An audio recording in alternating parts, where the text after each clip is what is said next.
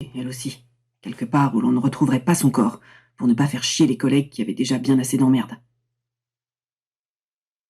J'ai son identité, capitaine. Il avait ses papiers sur lui.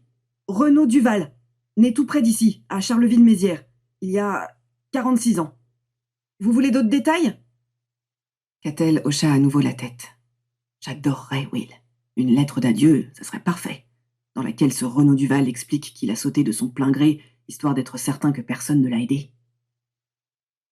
La pluie continuait de fouetter le front, la bouche et les yeux de la capitaine.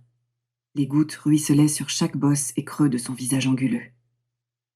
Catel repoussa sous sa capuche la mèche de corbeau qui pendait en rideau noir devant ses yeux. Elle repensait à Sandra la traîtresse. Cette petite greffière du tribunal de commerce de Charleville avait attendu la fin août pour lui annoncer qu'elle était mutée au bord de la Méditerranée, que tout était terminé, qu'elle n'était plus aussi sûre de ne pas aimer les hommes. « Et moi ?» avait eu envie de lui répondre Catel. « Qu'est-ce que tu crois? Que t'es mon premier choix, ma belle Sandra? Que j'ai pas essayé les mecs avant toi? Raté. Manque de compatibilité. Davantage d'ailleurs pour vivre avec eux que pour coucher avec eux. Si les filles non plus, ça le fait pas, il me reste quoi? Adopter un chat ?» Catel se reconcentra et prit le temps d'évaluer le décor autour d'elle.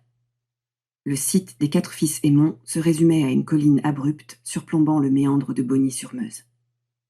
Un lieu de promenade avec son petit parking forestier, sa vaste prairie pour le pique-nique ou les concerts l'été, 4 gros rochers à escalader et un chemin menant jusqu'au belvédère et cette statue massive en hommage à la plus célèbre des légendes locales, les 4 Fils Aymon.